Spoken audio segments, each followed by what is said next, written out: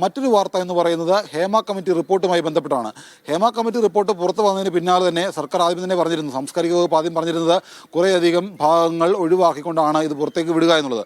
ആ പറഞ്ഞത് കൂടാതെ ഏതാണ്ട് 11 ഖണ്ഡികകൾ ഒരു മുന്നറിയിപ്പും കൂടാതെ സർക്കാർ അത് പിടിച്ചു വെക്കുകയും അത് കഴിഞ്ഞുള്ള ഭാഗമാണ് മാധ്യമങ്ങൾക്കും പൊതുസമൂഹത്തിലേക്കും ഒക്കെ നൽകിയത്.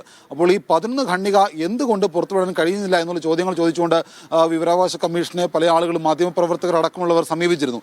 അപ്പോൾ അതിനകത്ത് ഇന്നിപ്പോൾ സംസ്ഥാന വിവരാവകാശ കമ്മീഷൻ ഒരു തീരുമാനമെടുക്കും. ഈ 11 ഖണ്ഡികകളും പുറത്തുവിടാൻ കഴിയുന്നതാണ് എന്നുള്ള വിലയിരുത്തലാണ് ഇപ്പോൾ വിവരാവകാശ കമ്മീഷനുള്ളത്. അപ്പോൾ അതിൻ്റെ അടിസ്ഥാനത്തിൽ ഒരുപക്ഷെ സർക്കാർ യാതൊരു മുന്നറിയിപ്പുമില്ലാതെ തടഞ്ഞു വെച്ച 11 ഖണ്ഡികകളിലെ വിവരങ്ങൾ ഒരുപക്ഷെ ഇന്ന് പുറത്തു വന്നേക്കും. കാരണം സർക്കാർ പറയുന്നത് പല ആളുകളുടെയും സ്വകാര്യതയൊക്കെ മാനിച്ചുകൊണ്ടാണ് ഇത് പുറത്തുവിടാത്തത് എന്നുള്ള വാദം പറഞ്ഞുകൊണ്ടാണ് ഒരു 101 ഖണ്ഡിക സർക്കാർ ആദ്യം തന്നെ തടഞ്ഞു വെച്ചിരുന്നത്. അത് അറിയിക്കുകയും ചെയ്തതാണ്. പക്ഷേ അതിനകത്ത് പോലും, അതായത് ഒരു മുന്നറിയിപ്പും ഇല്ലാതെ തടഞ്ഞു വെച്ച 11 ഖണ്ഡികകൾ പുറത്തുവിടണം എന്നുള്ളതാണ് വിവരാവകാശ കമ്മീഷനിലേക്ക് ചെന്ന അപേക്ഷ അല്ലെങ്കിൽ അത്തരം പരാതികൾ.